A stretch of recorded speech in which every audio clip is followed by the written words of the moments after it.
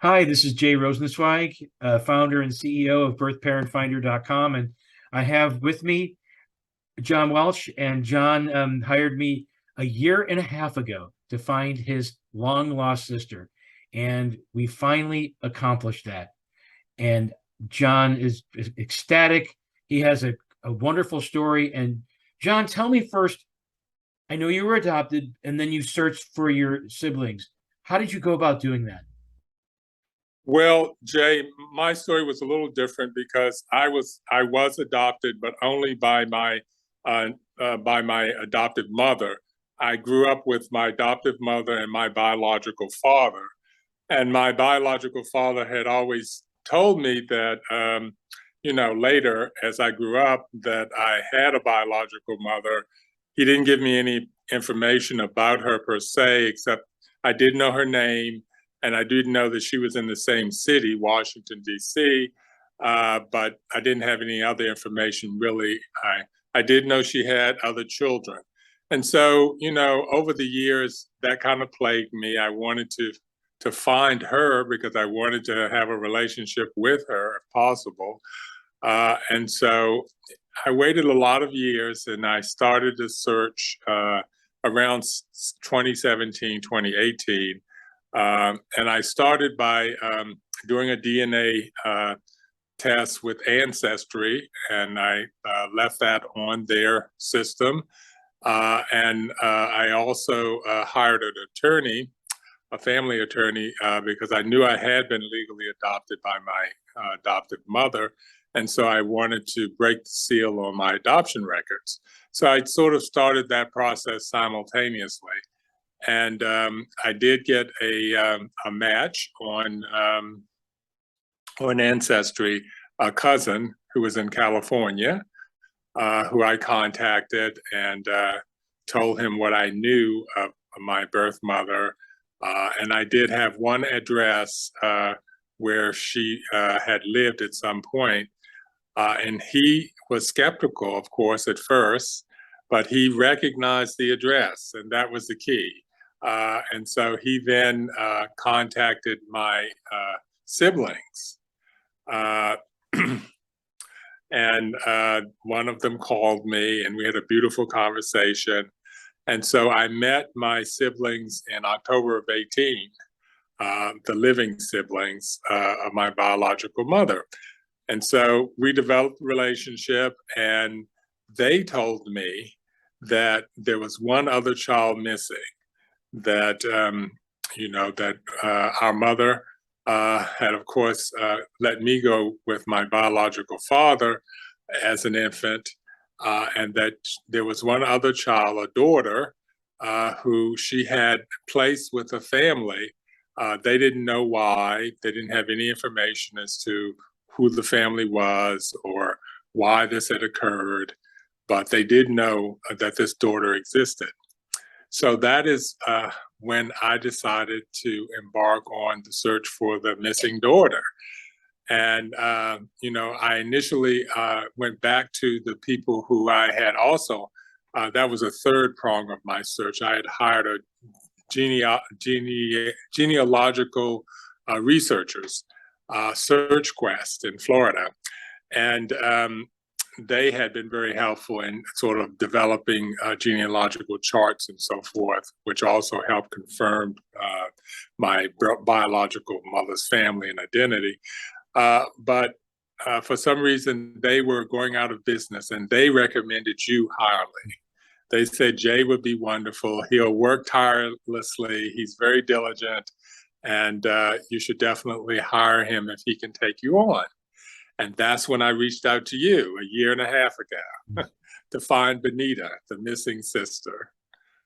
And Bonita, all we knew was that she was born in Washington, D.C. between 1960 and 1963. And we pretty much had no other information other than it's possible she had the last name of Brooks or Black. That's all we knew, correct? We didn't know anything else. We didn't know anything else. And, subsequent to that initial round of information, one of my siblings, the eldest sibling, did say to me that she thought that the family that Bonita was placed with, that their name might be Stevenson. And she also thought that Bonita's middle name might be Angela, but she wasn't certain about that, but that somehow was sort of vague information that she had. And that's interesting because that was how we solved this case. And we got that information later on after we initially took the case. We did find a Bonita Brooks, and we thought that might be the right person. Her family reached out to me and said, it's not the right person. And they weren't very upfront. They just were kind of like, leave us alone. And I still wasn't sure she was the right one. So I had my genealogist look at her family history and compare it to your DNA's family history. And we concluded that Bonita Brooks was not your relative. So we crossed her off our list. And then when we got the name Bonita Angela Stevenson, nobody came up with that name. But I found several Bonita Angelas in Maryland and in Virginia and in that area. And I reached out to all of them. None of them were the right one. And there was one that never got back to me months ago, never got back to me. And a couple of weeks ago, I'm sitting drinking my coffee one morning. I get a phone call on my cell phone. Hi, my name is Bonita. Are you looking for me? And I said, excuse me? She goes, yes, I'm the one who was adopted, not legally. She was never legally adopted. And I've been looking for my birth family, and I have no idea who they are. And I was taken back, and I was all choked up, and I never get choked up. And this threw me for a complete loop. I put down my coffee and I said, oh my God, this is really the one. And I went back to my file and I realized that I did reach out to her. Why did she call me now, months later? And she apologized because she was under the weather. She was in the hospital. She was recovering and had 40, 50 emails to get back to people, or text messages, emails. And she finally got back to me. And this is the right one. And we put the two of you together. And when you spoke to her, what was that like? Oh my goodness. It was kind of overwhelming. We were trying to process the fact that we had found each other, and at the same time connecting emotionally and just being, profoundly happy at this occasion, because we both of us realized that it was entirely possible that we would have never have found each other. But once we sort of saw each other over FaceTime, it was just an immediate connection because we recognized our familiar characteristics. We recognized that we resembled each other a great deal, and us two, the last two children of our mother, for some reason, we have a great resemblance to her. And so we recognized almost immediately that we were definitely related, and that she was the one. It was just incredible. Now, are you guys full siblings?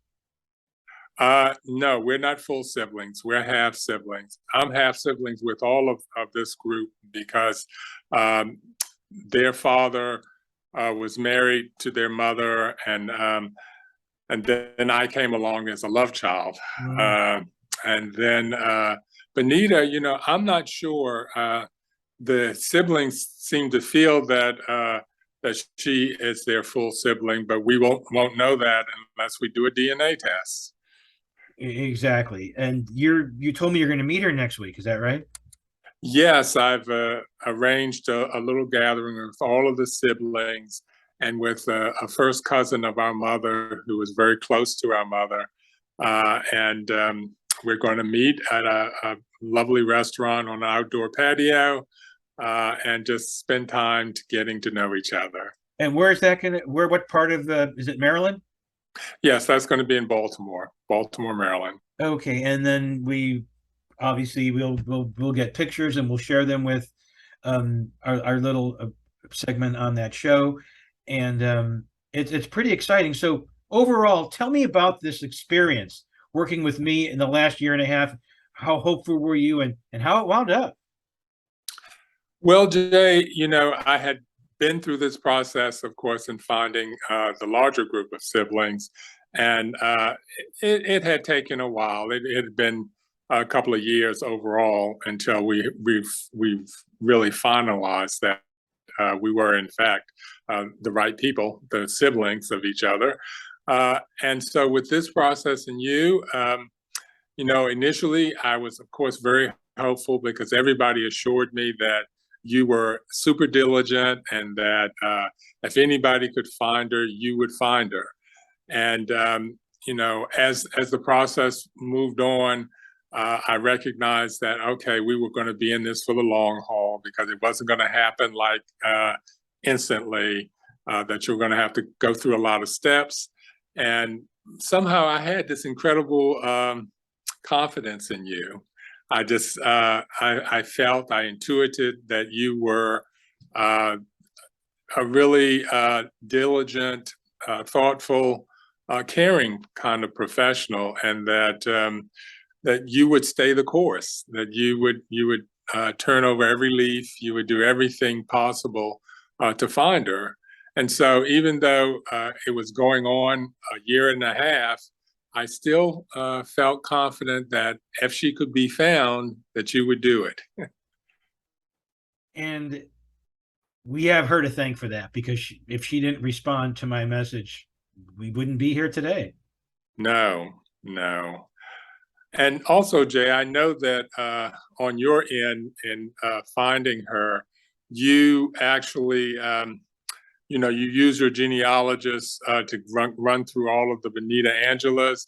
And didn't you find her original birth certificate at some point? Not this one. Not our Benita? No. Okay. Never had her birth certificate. We didn't know what year she was born. Right, We didn't right. know, and now we know that she was actually born. Well, you said between 1960 and 1963. Well, she was born in 1960. And here's the other thing. You said that her last name could have been Stevenson. Well, it was actually Stevens. Right, right. And she has a different last name now, but it is Bonita Angela, and she was born in Washington, D.C., and this is the right person, and it's just amazing.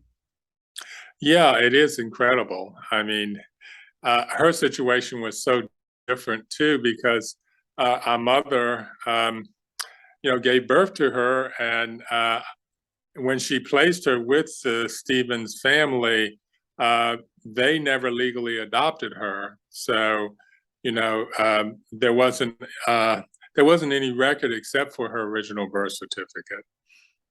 Right, and we would never be able to find that unless we knew her date of birth Right, and and the name, her given birth name. right, and she did keep the same name. She was named Benita Angela, and I don't know if our mother actually used her married name as her surname or because she probably did at the time. Because I know when I got my original birth certificate after breaking my seal of adoption, uh, she had used her married name on the birth certificate, and she had listed my full name subsequent to my being born. There was a notarized statement about my full birth name. Uh, um, but she had never listed my natural father, and Right. So I let think me ask you, how far do you live from her? um, probably about a 15-20 minute drive. Amazing, isn't it? That's just Yeah. 15 minutes away this whole time. Yeah, yeah, it's pretty incredible. I mean, she shared with me that she grew up in Maryland, outside of D.C., with the Stevens family, and so she'd been in the area most of her life in D.C., and then she moved to Baltimore in the 1980s. So the last thing I want to ask on this recording to you is, what do you want to say to people who are looking for a family, who just basically want to give up or don't have hope? What I would say to anyone who is looking for birth family is don't become discouraged. Never give up.